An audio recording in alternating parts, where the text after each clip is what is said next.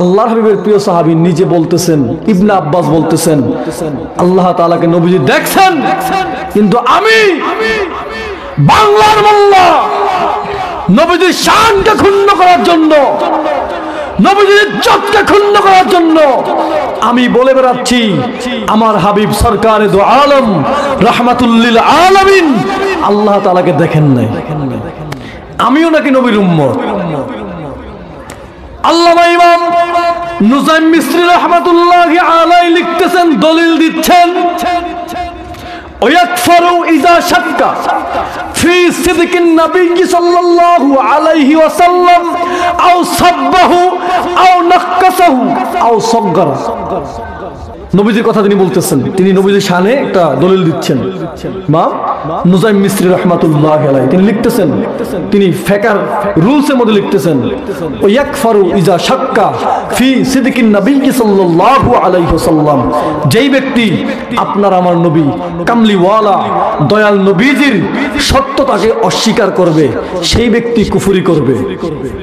আও সাব্বাহু আও নাক্কাসাহু আও সাগগারা, যেই ব্যক্তি নবীজির শানমান ক্ষুণ্ণ করে কথা বলবে, যেই ব্যক্তি নবীজির ইলম মুবারককে ক্ষুণ্ণ করে কথা বলবে, সেই ব্যক্তি বিনা দলিলে কুফরি কইরা কাফের হয়ে যাবে।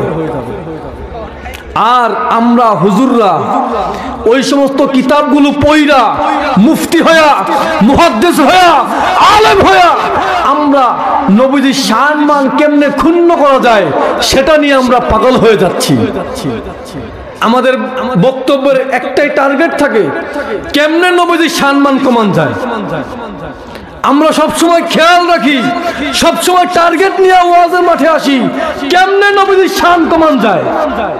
এজন্যই বলি নবীজি আরশ আজিম যায় নাই, এজন্যই বলি নবীজি আল্লাহকে দেখে নাই, এজন্যই বলি নবীজি শাফাত করবে কোরআনে নাই। আবার এজন্যই আমরা নবীজিকে কাউবু বলে সম্বোধন করি। আচ্ছা, এই আরশ আজিমের কথা আসলে, মেরাজের কথা আসলে আরেকটা কথা চলে আসে, আমার আপনার নবী কামলিওয়ালা দয়াল নবীজি আমার আল্লাহ তাআলাকে দেখেছেন কি দেখেন নাই? প্রশ্ন আসে না দাদা? দেখছে কি না দেখছে এটা আমাদের অনেকে জানি, অনেকে জানি না, অনেকে মানি, অনেকে মানি না, কিন্তু প্রশ্ন আসে না দাদা? প্রশ্ন আসে। কিন্তু আমাদের মূল উদ্দেশ্য কোনটা, মূল বক্তব্য কোনটা? আমরা বলি নবীজি আল্লাহ তাআলাকে দেখেছেন, আল্লাহ তাআলা দিদার দিয়েছেন।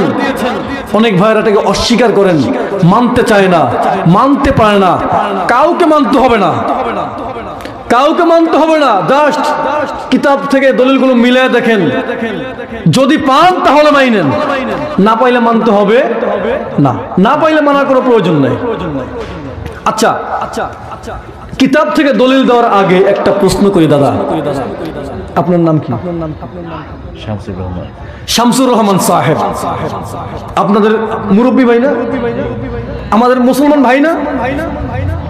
শিহাবুদ্দিন যুক্তিবাদীকে দাওয়াত দিয়ে আনছে, বা নিজামুদ্দিন জাতিকে দাওয়াত দিয়ে আনছে, দাওয়াত দিয়ে আইনা মেজবান মেহমানের সাথে দেখা করে নাই। বলেন মেহমানকে অপমান করা হয় নাই? বলেন আমাকে সে অপমান করে নাই? যেই মেজবান মেহমানকে অপমান করে সে কি প্রকৃত মেজবান হতে পারে ভাই? এমন মেহমান যেই মেহমানের জন্য আল্লাহ তাআলা সারা পৃথিবী সাজাইলেন, যেই মেহমানের জন্য আল্লাহ তাআলা तमाम পৃথিবী সাজাইলেন, সেই মেহমান কোন মেজবান? যেই মেজবান খালিক মালিক মালিকুল মুলক, সেই মেজবান আমার আল্লাহ তাআলা মেজবান হইয়া নবীজিকে দাওয়াত করলেন, মেহমান বানাইলেন। আল্লাহ মেজবান, নবীজি মেহমান। বলেন মেজবান মেহমানকে দেখা দিবে না, এটা কি হতে পারে? এটা হতে পারে? ইমাম তাবারানী রাহমাতুল্লাহি আলাইহি মুজামুল আওসাতের মধ্যে হাদিস উল্লেখ করেছেন, আল্লাহর হাবিবের প্রিয় সাহাবী হযরত আব্দুল্লাহ ইবনে আব্বাস রাদিয়াল্লাহু তাআলা আনহু বলেন, এই আব্দুল্লাহ ইবনে আব্বাস কে নবীজির সাহাবী, অপরদিকে নবীজির আপন চাচাতো ভাই, নবীজির আপন চাচাতো ভাই। আব্বাস রাদিয়াল্লাহু তাআলা আনহুর সন্তান ছেলে, নবীজির আপন চাচতো ভাই, নবীজির সাহাবী, সহিহ হাদিস বলছি। তিনি বলেন, রাআ মুহাম্মাদুন সাল্লাল্লাহু আলাইহি ওয়াসাল্লাম মাররাতাইন, মাররাতান বিবাশারিহি ওয়া মাররাতান বিফুআদিহি। নবীজি সাল্লাল্লাহু আলাইহি ওয়াসাল্লাম আমার আল্লাহ তাআলাকে দুইবার দেখেছেন। কয়বার?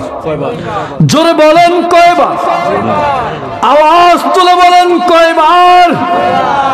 দুইবার দেখেছেন। মাররাতান বিবাশারিহি, একবার নবীজি দেখেছেন চর্মচক্ষু দিয়া, যেটা মেরাজের রাত্রে। আরেকবার নবীজি দেখেছেন অন্তরের চক্ষু দ্বারা, কালবের চক্ষু দ্বারা। বলেন, রাজবাড়ির মুসলমান, বালিয়াকান্দির মুসলমান, নারুয়া মুসলমান, বলেন আল্লাহর হাবিবের প্রিয় সাহাবী হযরত আব্দুল্লাহ ইবনে আব্বাস রাদিয়াল্লাহু তাআলা আনহু নিজে সাক্ষী দিচ্ছেন, আল্লাহর হাবিব সাল্লাল্লাহু আলাইহি ওয়াসাল্লাম আমার আল্লাহ তাআলাকে দেখেছেন। এখন যদি আমি বলি দেখে নাই, তাহলে আমি কি সাহাবীদের মতো ঈমান আনছি ভাই?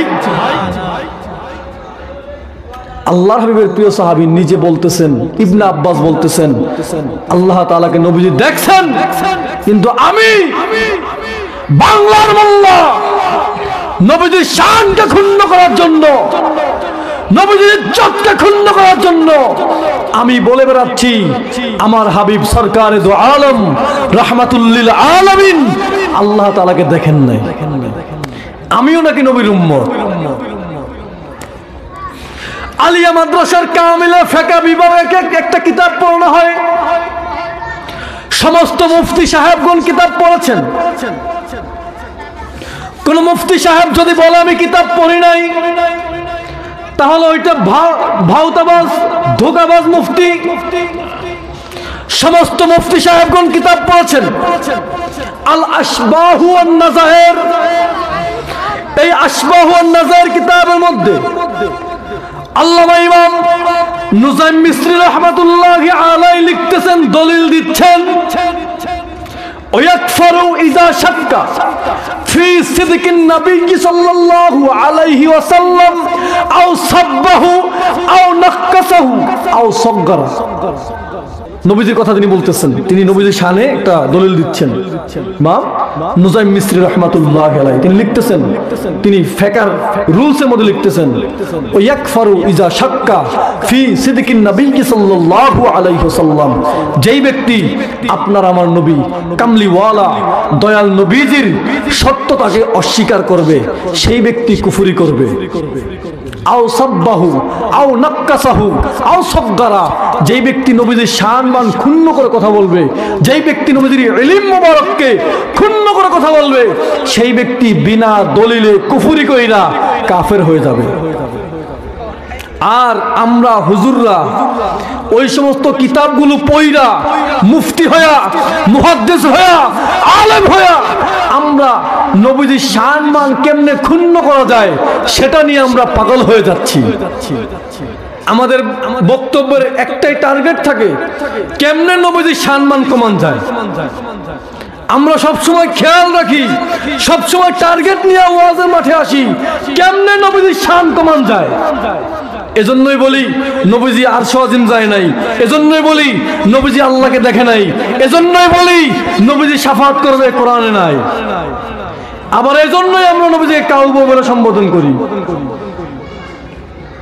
দাদা সত্য কথা বলবেন, কে বিশ্ব জাকের মঞ্জিলে যান, কে যান না, কে চন্দ্রপাড়া যান, কে এনায়েতপুর যান, কে শম্ভুগঞ্জ যান, কে চরমনাই যান, কে তাবলিগ জামাত করেন, কে জামাত ইসলাম করেন, দেখার কোনো প্রয়োজন নাই, দেখার ইচ্ছা আমার নাই।